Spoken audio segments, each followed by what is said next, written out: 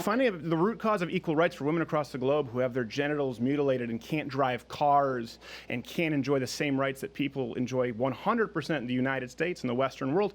Respectfully, I don't really, and I think it's beneath you to say that something's beneath me. Let's argue the ideas, not use this sort of undercutting tactic of character. That's fair. I read her book in college. I don't agree with her on everything, but I very much appreciate her approach. The book that I think I read was The Beauty Myth back in college. She is CEO of dailyclout.io, where people can share bills and basically work together online. Get all the dailyclout.io. I don't know the .io, but Naomi Wolf, thank you for being here. Thank you so much for having me. I'm excited to be here. I don't know why you'd be excited to be here, but I'm glad to hear it. That's not usually a common response. She really doesn't remember you. I mean, actually, I'll tell you why. Because one reason is that, you know, like a lot of Americans, I'm in a bubble, not of my making, because I sort of grew up a little bit left of center. So most of the people I know are, you know, urban yuppies who are a little bit left of center. And that becomes an echo chamber. And it's not healthy. And I've, you know, got a website that's committed to building democracy and strengthening democracy, and it's so important for us to kind of talk to people who don't agree with us about everything. Well, I can appreciate that. That's where I know you were asking our book. You're like, what's this change my mind, I'm pro-gun thing? We did a segment where we just went on the street, and I just put up a sign, and it says, I'm pro-gun, change my mind. People just sit down, or I'm pro-life, change my mind. I'm pro that's so cool. Whatever. And it was surprisingly, at the end of the I'm pro-gun, we had several students. At the end of it, every single person was glad they'd had the conversation, and not a single one found they had a rational argument for what they thought were proposals for gun control. That doesn't mean that one doesn't exist, but they sat down and said, well, I think we should have background checks, and they found out there were background checks, and they said, well, I think machine guns should be illegal, and I said, effectively, they are illegal, and they said, well, I guess I don't know what I'm asking for, and it was really a valuable learning tool for us. So let me ask you, I know you wrote the Beauty Myth. Many people call you the godmother of sort of third wave feminism. That sounds so mafioso-like. I know.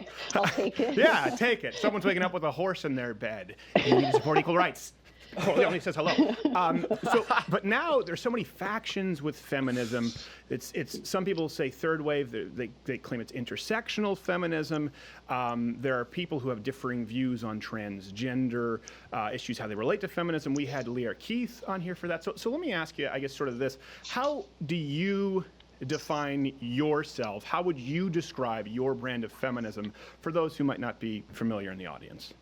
Sure. Well, I mean, first I want to say that I think it's really healthy that there are so many different viewpoints within feminism, because it means it's a living, breathing movement that people care about. And also, as I said before, it's really healthy when people don't all march in lockstep. You know, that's how our country should work, is people having different opinions and educating themselves, as you just described. I see feminism as nothing more or less complicated than the logical extension of democracy. And my brand of feminism, if you like, is, you know, very much descends from the end of the 18th century, when people like Locke and Paine and Mary Wollstonecraft were coming up with the ideas that became the American Revolution and the Enlightenment. Ideas like everyone's entitled to liberty, everyone's entitled to the pursuit of happiness, to the full development of their human potential, and that one person should not dominate another, control another. So these are the ideals of the American Revolution, and you just extend those to gender. That's the feminism that I believe in. Right. You know, it's interesting that you mentioned that, because I know you've described yourself, small L, more libertarian these days, which I don't think was always the case. I don't want to mischaracterize you there, but I've seen you be actually pretty consistent in criticizing the left as well.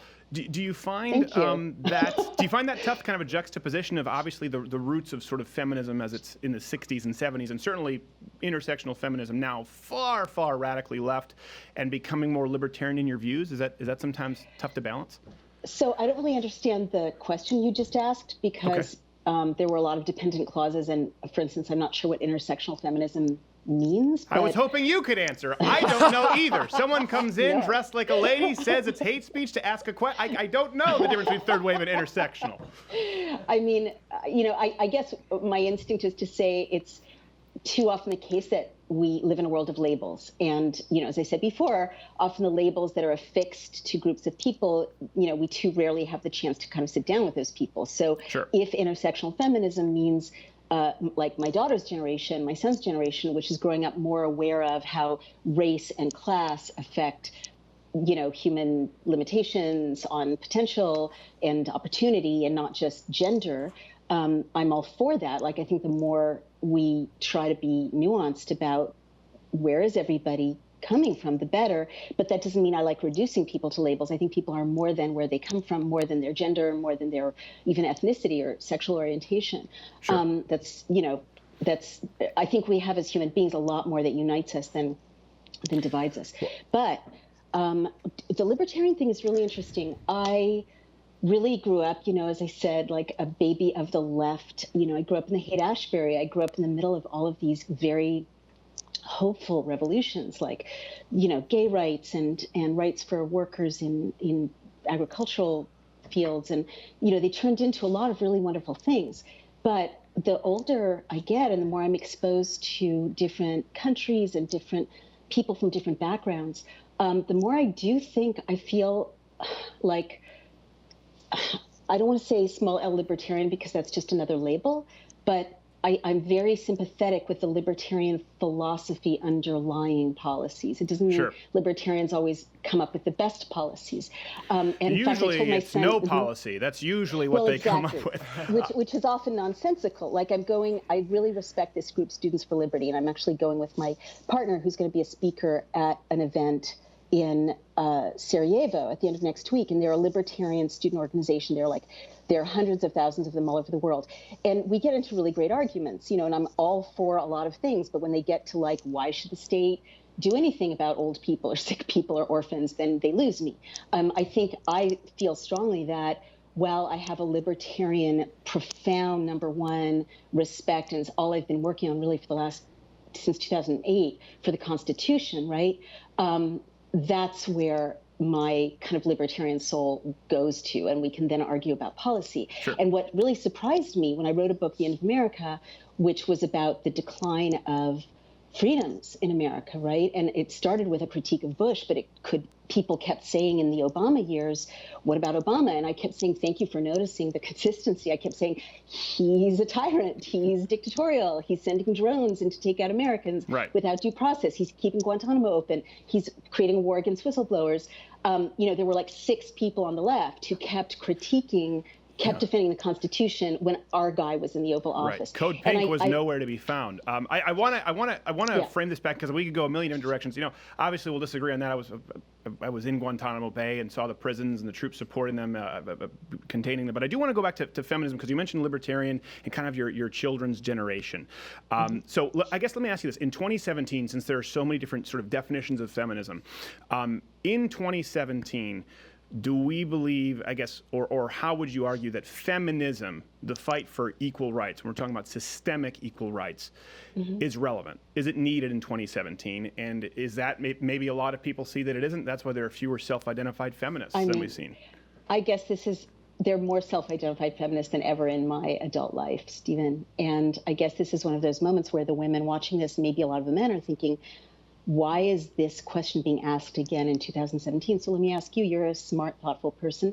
Do you think there's a reason to have a movement for gender equality still? Do you see any problems that women still have that men don't have? In the headlines right now, do you see rapists being convicted? Can I answer your question? I just want to make sure we both, because I asked a question, I think it was a little more pointed than your question. You mentioned earlier some clauses. Let me zone in more. What systemic rights in 2017 are not afforded to or specifically excluded from women as far as engaging and practicing? That is the question that is really common with my audience, both men and women. Totally. Which rights systemically are not afforded to women? That's a very fair question, because the truth is that in North America and Western Europe, on paper, women have pretty much all the rights that men do. You're absolutely correct about that.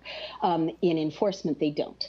And in practice, they don't. We can get to that. But you're totally right that the second wave, my mom's generation, fought hard to make sure that in law, we have technically the same rights. Sure. But then you go outside of Western Europe and North America. It's a big world out there. And all over Africa, little girls are, having horrible mutilations done to them. Sure. With impunity, The Middle East, and we just saw in Saudi Arabia, women given the right to drive, but little clause, you actually have to get a permission slip to get permission to drive from your legal guardian, who is, your dad or your husband, and that's common practice there. Sure. And in India, there are bride burnings, and this is not a religious thing. In countries all over the world, trafficking of women in Central Europe and Eastern Europe, on a massive scale.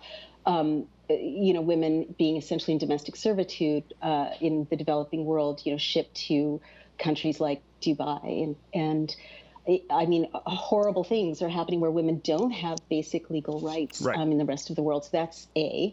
And B, I would say even in this country, it's a tough time, because you're right that on paper we've won the war, but in reality we face hurdles and harassment and violence all day long. I mean, just looking at the Me Too movement that's erupted, 500,000 people, most of them women, but plenty of men, have posted hashtags after, in the wake of the Weinstein case, the issue of sexual assault and rape came into the fore, and some prominent women spoke out. And now there's this flood of women saying, I was raped, I was assaulted, no one did anything. I was assaulted when I was 19. I came out with it, to save other women. 25 years later, on the cover of New York Magazine, I was viciously attacked.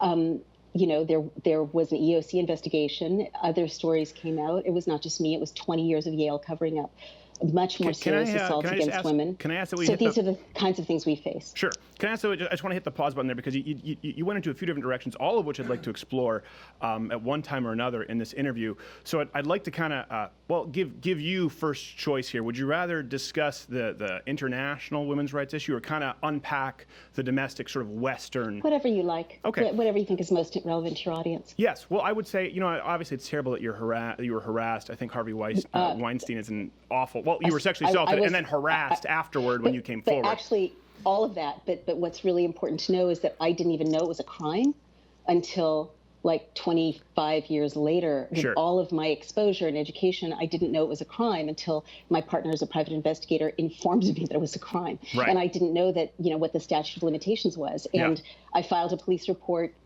in October, and they lost the police report. I had to refile it in April. Oh, I've had those run-ins myself, and that's why, if we go to the other side where you mentioned it's not a religious thing, I have an actual fatwa on me. So I've had some run-ins with the religion of peace. Yeah, for having the nerve to read. How do you know? It's pretty well known. I'm on the ISIS list and CARE's watch list, so I make all the top 10 lists. But okay. Wait, so how do you know you're on the ISIS list? Like that, there's. Well, I'm sure if you've dealt with a sexual assault case, you deal with the FBI, or you deal with International Bureau of Investigation. Oh God, that's horrible. I'm so sorry. And you can see me on the CARE list right there. Wonderful organization. So let's go there organically, because I know you talk a lot about the patriarchy, and you talk about sort of the sociological conditions. I would say that if we're going to get to solutions, which I do believe that you do, I think, and this is why I think a lot of people reject feminism in my generation, is that there's a lot of screaming, a lot of angry people, and not a lot of solutions, and they just blame men for problems a lot of times. This third wave intersectional feminists, and that turns men off, and then all of a sudden they become more anti-women. It's a vicious cycle. So that's in the Western side. In the rest of the world, I mean, if we're going to get to solutions, I do think we need to be honest about where the problems stem. And it happens across the globe, but there really is no example that we can point to, certainly no consistent example of Islamic society where women are treated the way, certainly that you and I would fight for as far as equal rights. So I'd kind of like to take this down a quick questioning here, so that then we can let you have the floor and examine it. We talk about patriarchy really quickly. Can you define for the audience what would be patriarchy, I guess, as a societal example, and then more of an individual example? So you're saying, what is? I love your questions. They're like, it should be like the middle of the night in the dorm room, like staying up all night talking well, we about don't have that much time, so I'm brownies. trying to do the sort of Socratic method here. Okay, let me give you what What is patriarchy. patriarchy in A very 20 seconds? male-dominated society, pretty much centered around the fatherhead figure, the patriarch. I think we can agree. What is patriarchy? Yeah. Is that your question? Well, I think let's move on to an individual example, because I think right. we can go on that for a long time. But like in an individual example of patriarchy, would we say that a family where a man is a sole breadwinner, the woman works at home, she's a mother, through no choice of her own, he's not very loving, he's not very caring, he's emotionally abusive, goes out with the guys, doesn't treat her well, would we say that's an example of a toxic patriarchal household? I wouldn't. No? Okay. No. Why not?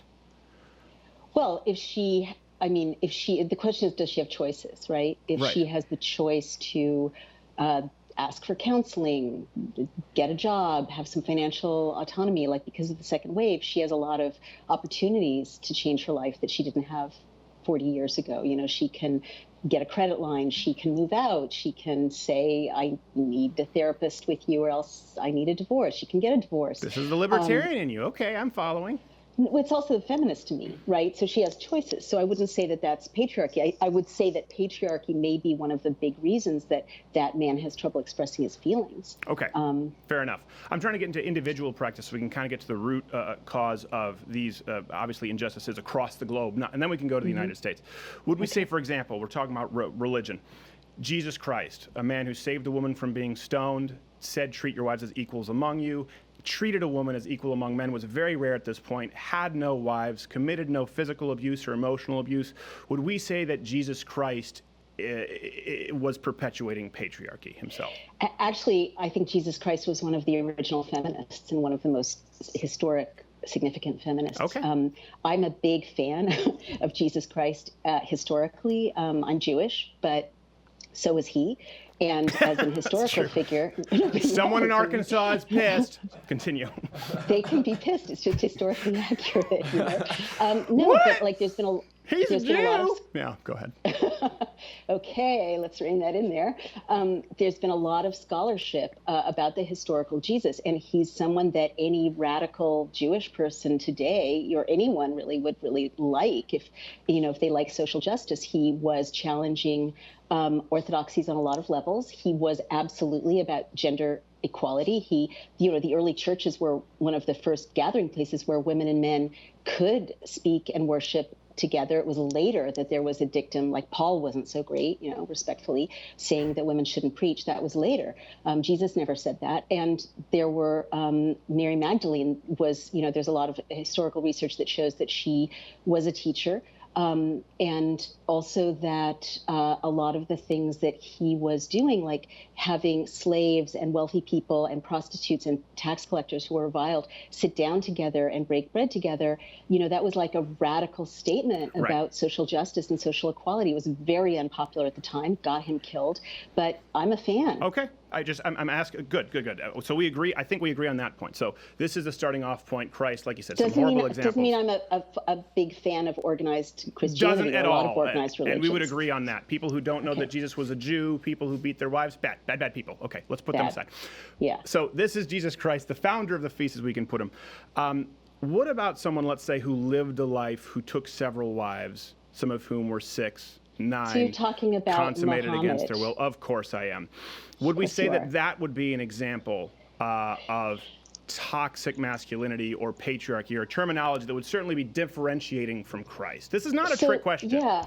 So it's not a trick question, but I think, honestly, Stephen, it's not worthy of you. Like, you're a really thoughtful person. You have a big platform. If you go back... Finally, the root cause of equal rights for women across the globe who have their genitals mutilated and can't drive cars and can't enjoy the same rights that people enjoy 100% in the United States and the Western world.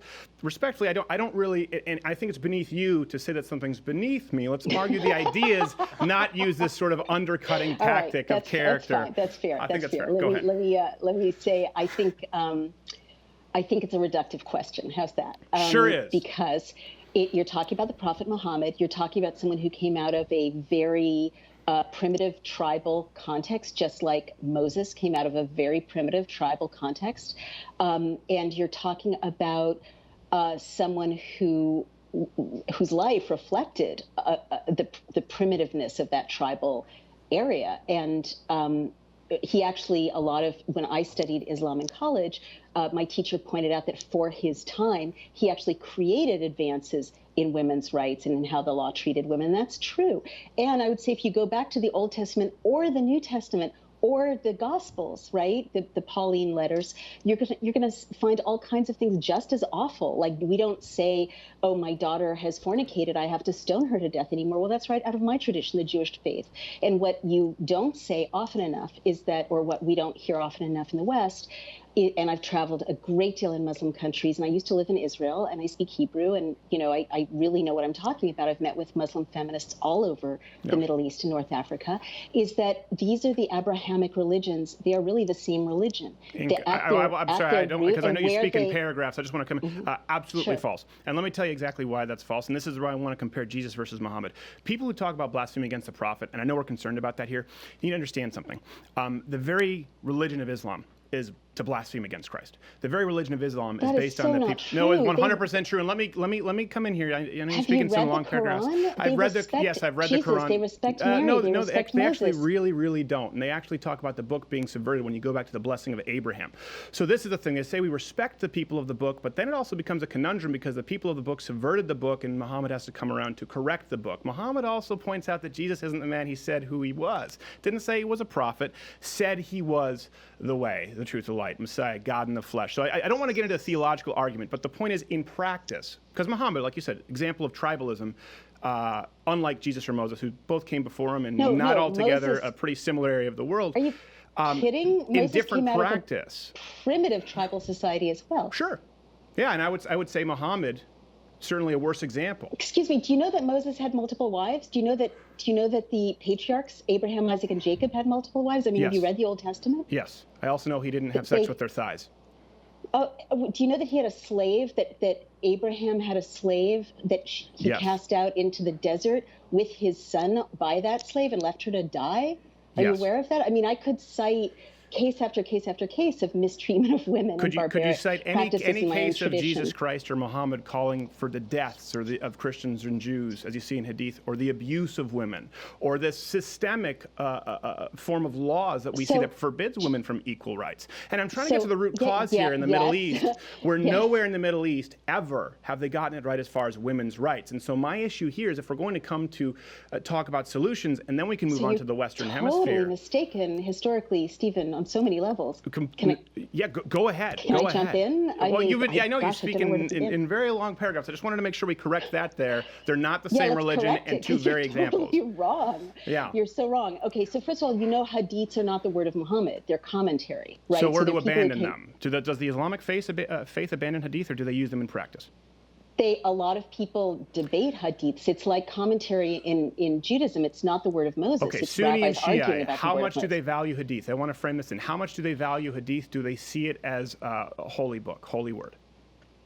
I can't speak for them, but I know that hadith is not the word of Muhammad, and that if you look at the same kinds of arguments by rabbis about the word of God in the first 5 books of the Torah, you're going to see equally ridiculous things that current commentators are trying to move past and reject. A. B. They are widely accepted. The answer is they are widely accepted, and they are taught in mosques across the world as mainstream. Yeah, and there's a wide movement of contemporary Muslims who are critical of the reductive readings of outdated interpretations, and who are identifying feminist directions in the Quran and in the commentary and acting on those. Just like in Orthodox Judaism. And if you want to look at, you have to look at all faiths if you're going to do this. Yes, in Christianity, there were many, many directives of the Catholic Church to kill Jews. There were. It's called the Inquisition. Let's not get off to the Catholic Church, or let's go to Christ and Muhammad. Christ and Muhammad. This is the splitting off point. Followers Christ of and Muhammad categorically said, kill Jews. They're spawns of the devil. They have horns. Go clear them out. It was called the Crusades. Did Jesus Christ do that? My point is, no, Jesus did not. But did Muhammad do those things? Did Muhammad mistreat women? Did Muhammad call for the mistreatment of Christians and Jews? There are a lot of arguments, and you really should have a Muslim feminist on your show, that Muhammad advanced advance the status of women for his time. And you really should be in touch with, Muslim feminists all over the world who are, using early social justice norms in Islam to kind of modernize the faith. And so I think we had several lined up, and they wouldn't come on the show because of the fatwa, and they feared for their safety. That's the reality with the program. Muslim feminists tend to practice in quiet, or they're in hiding. They don't practice it in their same country the way they would here in the United States. I could introduce you in my Rolodex to I would be very open to it, but that would be wonderful. I'd be delighted to bring them on. So I want to before we get the reason, because you said in other countries systemically, can we find a root cause in the Middle East? In the Middle East, can we find a root cause as to why women are systemically, consistently, always today mistreated and not afforded the same equal rights we have in the United States? So let me speak to an historical error you just made.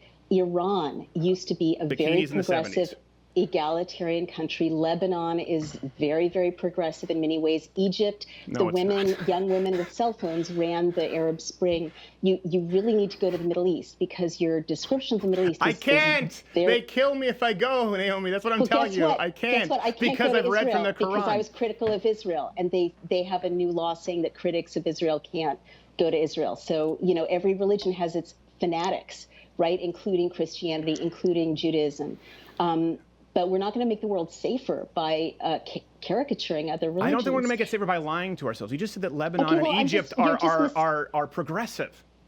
Yeah, so Lebanon is more progressive than a lot of parts of Jerusalem, where my people, now are taking over Jerusalem in ultra-Orthodox ways and saying women can't be equal, women can't go to school equally, women can't serve in the military, they have to cover up, exactly like fanatical Muslims. They can't, women, when I was living in Israel, women in ultra-Orthodox parts of Jerusalem where I lived were being stoned and attacked by men if they showed their arms. These were Jewish women being attacked by ultra-Orthodox Jews. There are crazy people all over the world. That honestly is terrible, and I would obviously listen. I think we agree. It's terrible. My faith. Completely would be against that practice. I don't know that it's law in Israel to stone a woman if she shows her arms. Is it? It's law that you cannot drive a car in Jerusalem on the Sabbath. And when you do drive a car, you're breaking the law. And that's exclusively for women? No, it's for everybody. But there's an imposition of religious law. Like you guys are always whipping up fear about Sharia law. Well, in Israel, a lot of people have left Jerusalem. A lot of secular people have left Jerusalem and gone to Tel Aviv or left the country because, the influence of the ultra-Orthodox is so strong that you can't live an open secular life there, in many parts of that society anymore. So my point is, there are extremists in every religion all over the world, including in Christianity. I mean, I've run into Christians who say Jews are going to go to hell. So I'm not going to sidetrack there. Again, we're going back to Jesus and Muhammad to try and figure out why this separate and jumping off point, because you made the claim that it's the same religion, but they are two. The two cannot coexist. The teachings of Christ and Muhammad cannot coexist. You are totally mistaken. You really need to read the Quran or I've read the Quran several times. Okay, well then it definitely on air, says and that's over and hence over, the fatwa.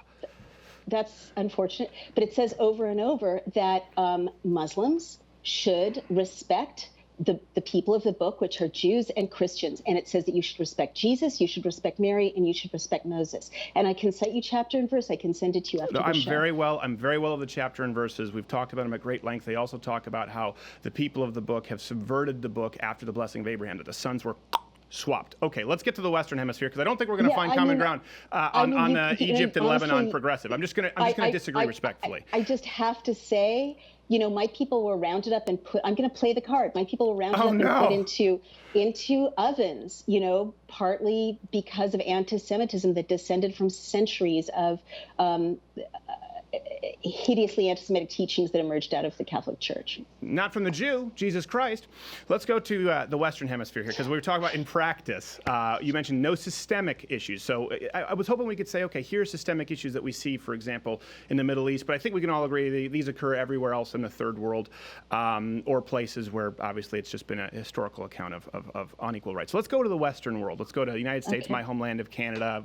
Take your pick, kind of Western civilization. Canada's so great. Oh, no, they have a giant, walking, absolute, horrible pansy of a human being for their prime minister right now, who just said his young boys are toxic. And you want to talk about screwing up women? How about you call your young boys toxic? See how they turn out. See how they treat their future wives. Absolutely positive. We ran it on our website. He said his young boys were much more toxic than his daughters. You can already see it. This is what I want to get to. This guilting, right? The sexodus. Young men are afraid of women. No, I know you're not. And listen, I'm just going to speak very frankly, right? You wrote about the beauty myth. You're very. This is another thing. Guys are afraid of compliments. You're a very fetching lady. You're very pretty. Thank you. And this is something that you can say is a societal construct. But men are afraid to even compliment women now because it can be accused of being a catcall, regardless of how appropriate. You're not my boss, so we're not in a power dynamic where that's a violation of the law. But if you were my boss, that would be, illegal. So it's sorry for grabbing your ass during the commercial break, Jared. No more. I was asking no more. No more Weinstein playing with the potted plant. I promise you. I had it coming. I will get over it. So in practice, though, you mentioned here in Western civilization that in practice women aren't treated equally. Could you give me some examples of that? Often.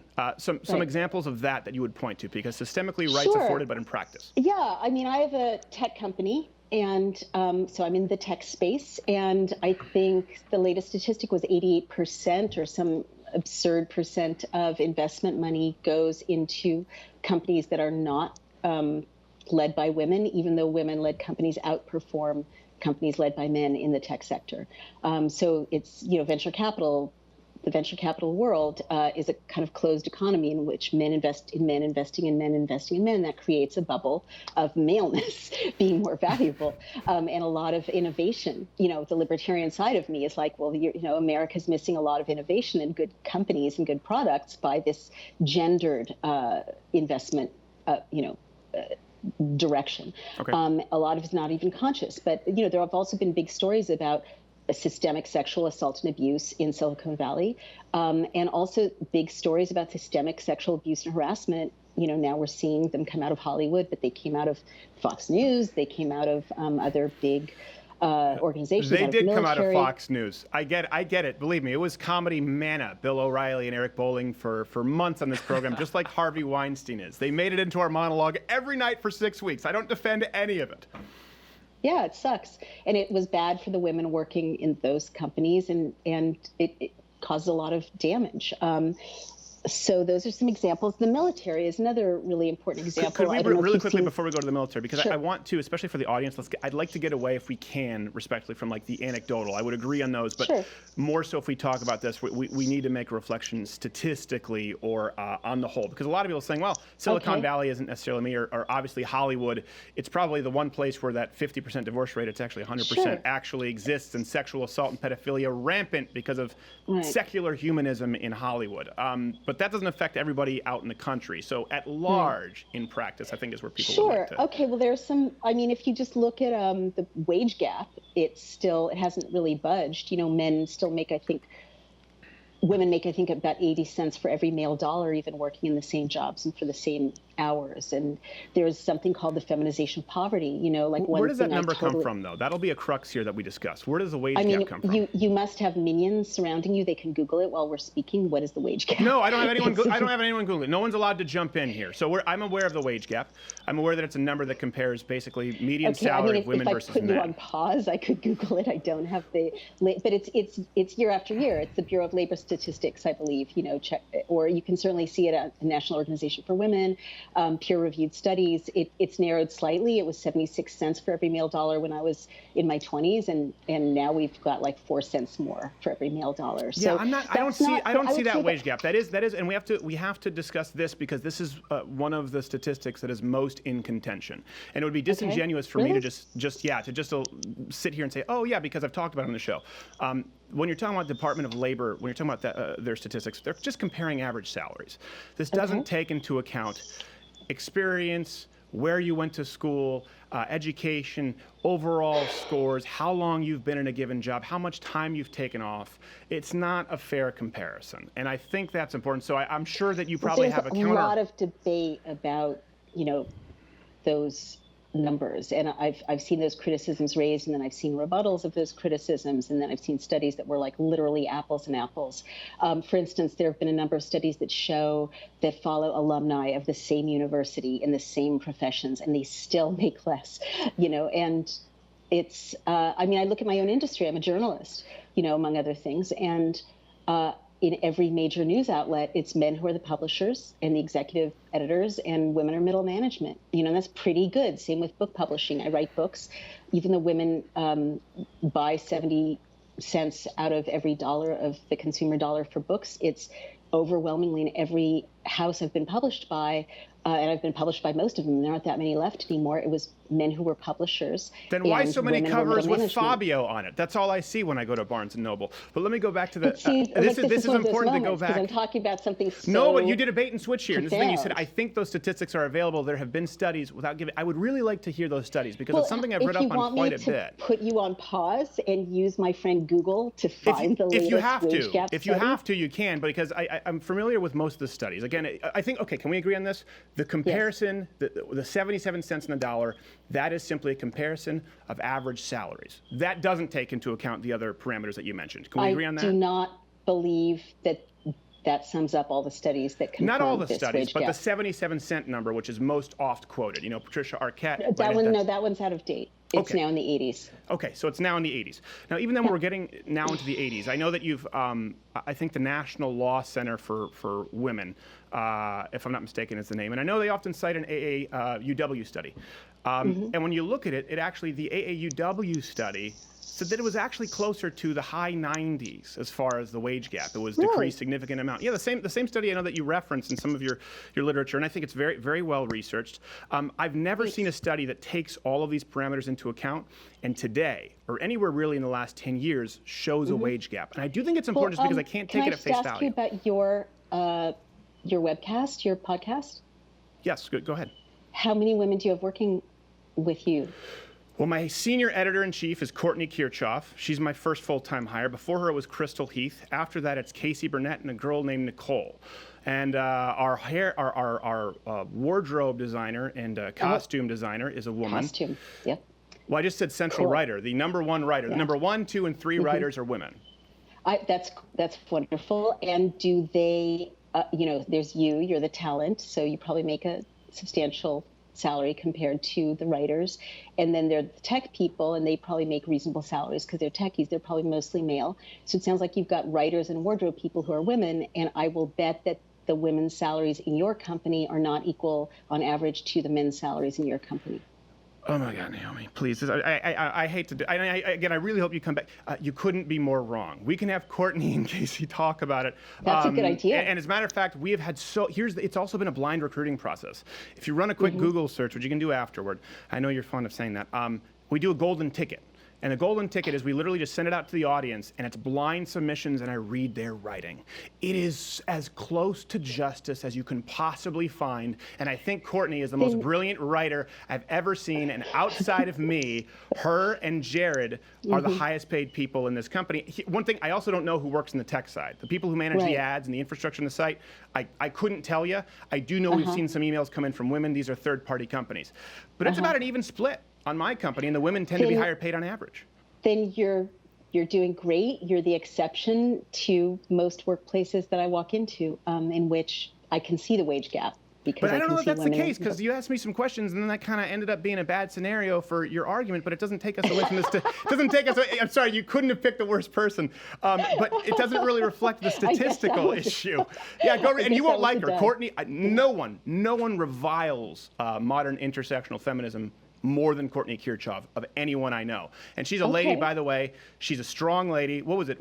She arm wrestled, not gay Jared here, and of course you did win, but she can squat 275 pounds. She's a CrossFitter. She is not what you would expect for a conservative woman. She's absolutely a feminist, strong woman, and she hates being categorized as modern feminism. I'm not saying you do this. I think you've had an issue with this. I'm just categorizing her as a woman. Yeah, but she hates being categorized as a woman, or as she says, I am not to be identified by my vagina. She says that, not me. Well, this proves my point that you have a lot of different, it's good that there are a lot of different brands of feminism out there. It sounds like she's a conservative feminist, and I'm all for it. Get my mic in. Hold on a second. We just want to make sure that we don't want anyone to say that we cut you and then cut out like, this is the part where Naomi Wolf just made you look stupid and you cut it. So hold on, everyone can see nothing up my sleeves. Naomi Wolf, her that was my fault. phone died. What your phone? My phone died. Oh, okay. What is this, a second phone? What? Is this a second phone or it's just plugged in? It's just plugged in. Oh, okay. All right. Well, listen, this is all, could you go horizontal with this just because we're getting this weird kind of, there we go. Thank you very much. All right. So everyone sees this.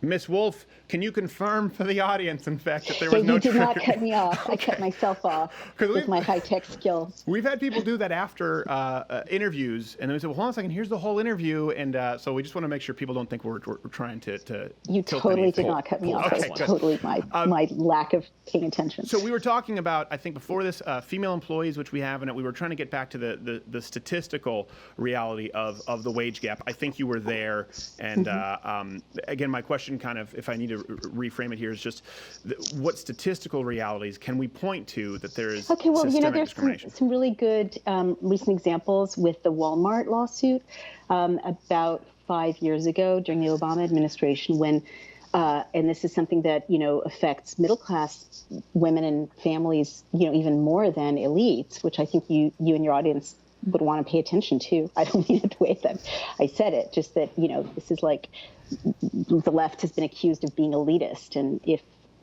we're not going to be elitist, we should pay attention to what happens to the middle classes and working classes. And these women were working, and they proved it, the same jobs as men at Walmart in the same Walmarts, and they were not being promoted, and they were not being, given the same wages, and they got a settlement. So that's very common. So I want to be clear here. Two questions. I just want a brief answer so we can kind of move on from this. Was this Walmart-wide, or this was at individual Walmarts, for people who don't know? It was a specific lawsuit. So it was all of Walmart that was being sued, but obviously the woman who brought it was a class action suit, but a specific woman brought it. So it was women testifying, as I recall, across various different Walmarts, but it was the whole company that was found to have been systemically discriminating against women. Okay. And the verdict or the conclusion was a settlement. It was a civil case, so it was an Equal Employment Opportunities Commission lawsuit, as I recall, and it was a money settlement. Okay. Which would indicate that there's an issue there, that it's illegal already. But I mean, just look around you. Every time I walk into a bank, I see that all the tellers are women and all the managers are men. Every time I walk into a corporation, I see that all of the support staff are women, and maybe middle managers or lawyers are women, some. But then when you get to partners, it's male, and the studies show that. Well, and the other thing is there's a consistent Fortune 500 company statistic that really doesn't change, that of the Fortune 500 companies, the CEOs are 95% male. Why? Why? Well, I think there's a very, very entrenched old boy network. I mean, these are deep questions, Stephen. I'm sure you're familiar with a lot of them. It goes throughout a woman's lifetime. Women, we still don't have a decent work-family policy in this country. So when you have children, someone has to look after them. Unless you're going to farm them out to a caregiver, and that's something that not many families can afford. So often the woman's making less, so she'll be the one doing the caring, and our society isn't structured so that couples can share the care of children after school or before they go to school, even though in Holland and in Canada, you guys have much better policies. So that's one reason. Another reason is, and I find this now myself, more people are poor. Yes. In places like Canada and Holland, if you look at it, it's just this is what socialism happens. It just brings everyone down a certain notch. I knew this very well in Canada. It's not as though this has created a bastion of equality, or certainly not prosperity. But we've just kind of gone down a couple points: Walmart, lawyers, managers, to government policy. And that gets to the libertarian and me and you, where, okay, so do we believe government intervention is necessary for something that's not systemic, but this is why the why before matters?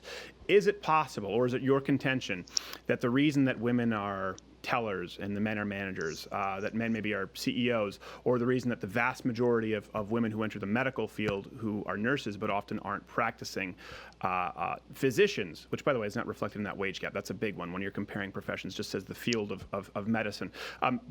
Is it your contention that that is the case because of, as you mentioned, a boys' network, or could it be would it stand to reason that it's based on perhaps the women's choices?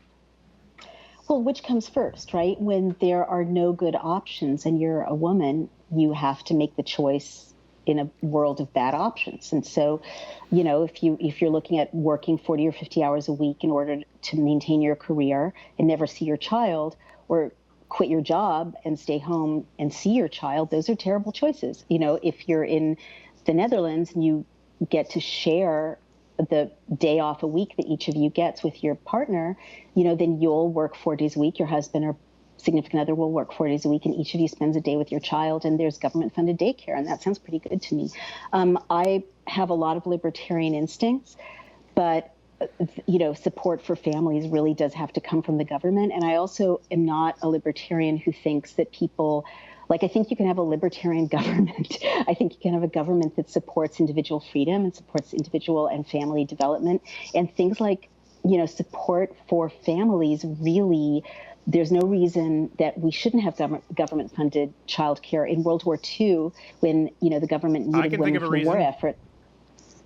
Okay. Sure, the employer is not happy about it. The person who created those jobs and people not coming in for 2 days a week. I don't know. I mean, I don't think you're right. Employers lose a lot from not being able to retain trained women, and women that they've invested a lot of money in through current arrangements. Well, we're just talking about men and women, because you mentioned in the Netherlands or Holland sharing it. But my point is, again, we can't say, you know, libertarian for me and not for thee. At that point, we're basically at gunpoint forcing employers into a contract that they didn't choose to be in. And I guess I really just don't agree with you. I mean, my son, I tell my son I'm a socialist libertarian. He's like, Mom, that doesn't exist. But I think I kind of am. That's like these kids that say I'm an anarcho-capitalist. I'm like, no, that's not a thing. Stop with the not things. No, but it kind of is, because if you believe that people have the right to be totally free, then they should, you know, then government is just us getting together and figuring out a way to create policies that support our lives. Same with capitalism. So I don't see it as a contradiction at all. It's been so much fun, but I am a working mom, and my daughter just called. So I feel like we should probably wrap it up. Okay, we absolutely can wrap this up. There you go. As you can see, people, there are no edits. I would, if you want to offer any final thoughts, my thought on that would be, and then I'll let you take the closing here. I definitely would disagree with that, and I think, again, we're basing this on the presupposition that women are tellers, that women are nurses, because there are no opportunities, when in fact there are quotas, and they'll actually put women who aren't qualified into science programs right now. Where? In America? There's nowhere that women are not allowed access to these professions that men are. And I would say that it's based on choice, and certainly at that point, absolutely can. And then at that point, we're talking about a government intervention at gunpoint to fix a problem that was created through individual choices. So I wouldn't support that, and I can't go with you on the presupposition that it's based on an old boys network. That's the only reason women are nurses and not doctors. But I'll let you take the close. Reason. I said it's or even the main reason. I would say it's not the main driver. I would say it's in 2017. It's actually pretty insignificant. I'll try and put that as firmly out there as possible, so I'm not wiggling. Okay, cool. Well, we agree to disagree, and it's been so much fun arguing with you, and I think we had heat and light in the arguments. I don't think it was an argument. I think it was a good discussion, but I do know you're busy. A good discussion. And go if your daughter is texting you, I know what that can be. It's been a great pleasure, and I'd love to come back another time. Thanks so much for having me. Give the website one more time for people before you go. It's Daily Clout. Daily Clout. It lets people share live bills through social media, comment on them, and change the bills. So it turns anyone into a lobbyist and a leader of a political campaign. It's nonpartisan. Daily Clout, Naomi, at Naomi R. Wolf on Twitter. Thank you so much. Hey, did you like this video? What, you didn't? Oh, you're a cat person? Well, that makes sense. Disregard him and or her/Z. Everyone else, hit the subscribe button and leave your comment below as to why you like this video. You know what, crazy cat, you can get back. You can comment below too as to why you don't like it.